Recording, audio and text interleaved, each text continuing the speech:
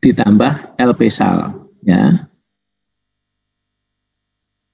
Laporan tentang perubahan saldo anggaran lebih, ya. Nah,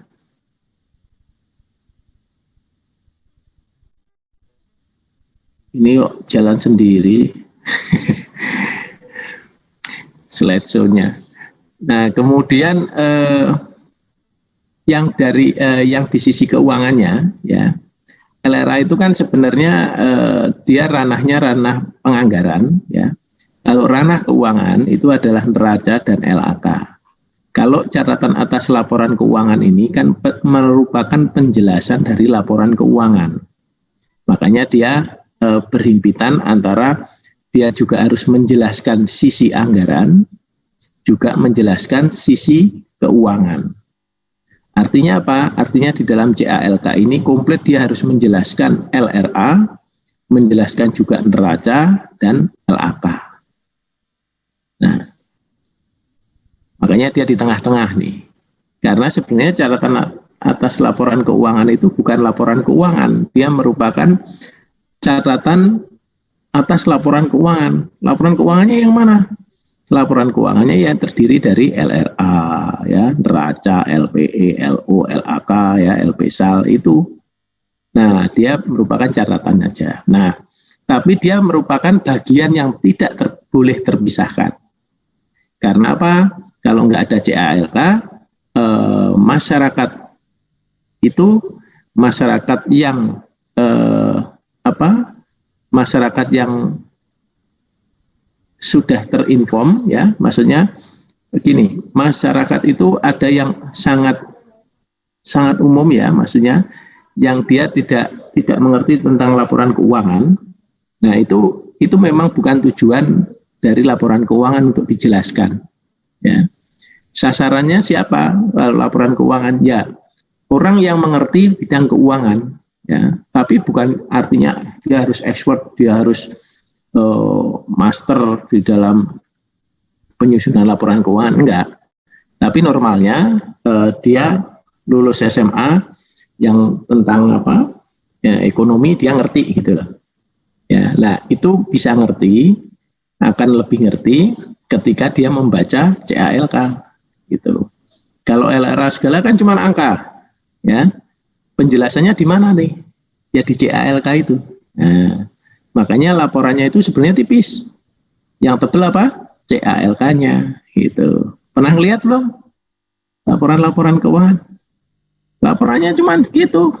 1 lembar, 2 lembar. Neracanya paling 2-3 lembar. CALK-nya bisa 3.000 kata gitu kan. 3.000 lembar gitu, ya. Ya. Seperti itu, ya. Nah, oke, ya, jadi filosofinya begitu. Nah, karena kita dari basis kas, kemudian kita mempersiapkan menjadi accrual, keluarlah PP 71 tahun 2010 yang mengatur tentang accrual basis. Nah, yang tadinya cuma LRA disuruh bikin LRA plus LP-SAL. Nah, kemudian CALK tetap disuruh dong. Kemudian tadinya yang di sisi keuangan itu tentang neraca dan LAK saja.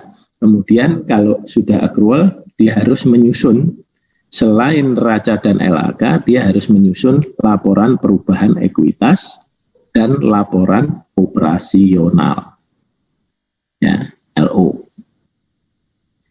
Oke, ya, paham kan? Kalau udah mulai pusing-pusing itu artinya udah mulai paham, ya, gitu.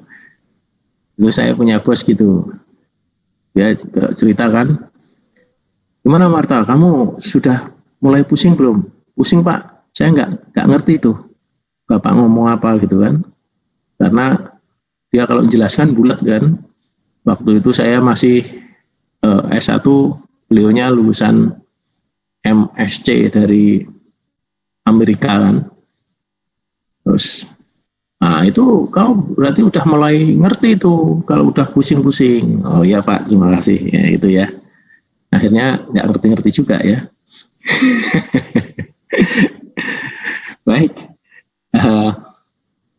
Jadi perbedaan dari LKPD yang berdasarkan SAP ya, standar akuntansi pemerintah yang CTA ya, CTA ya,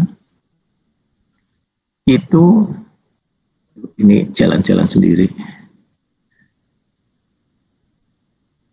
Itu yang berbeda dengan yang laporan accrual, full accrual ya. Itu sini ya perbedaannya. Untuk basis akuntansinya jelas berbeda dong. Kalau yang accrual kan berdasar accrual, sedangkan yang CTA berdasar cash yang menuju accrual. Basis akuntansi itu kan sebenarnya ada dua, basis cash sama basis accrual. Nah, kalau basisnya itu masih accrual, masih cash, itu artinya apa sih cash basis itu?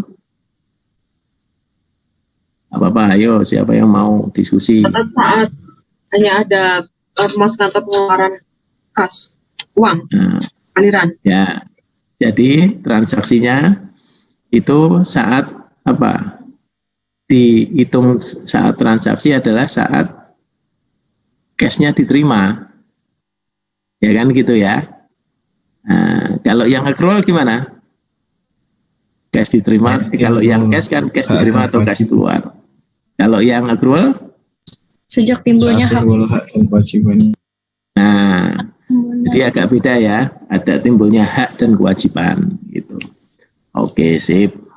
Kemudian yang kedua perbedaannya adalah laporan keuangan yang dihasilkan.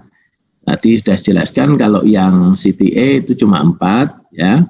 Kalau yang accrual ada 7 ya. Itu. Kemudian akun aset pada neraca ya. Akun aset pada neraca perbedaannya adalah kalau di CTA itu hampir tidak ada akun penyisian piutang ya. Hampir tidak ada ya, artinya itu ada tapi hanya beberapa aja. Nah, tapi kalau sudah accrual itu harus melakukan penyisian piutang ya, udah wajib itu. Nah, karena apa? Kalau cash basis itu nggak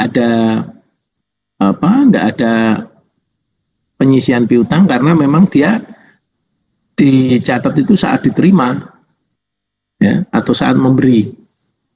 Nah, sedangkan kalau ini kan berpindahnya hak, diterimanya hari ini, tapi kalau berpindah haknya bulan depan ya hitungannya yang bulan depan gitu ya.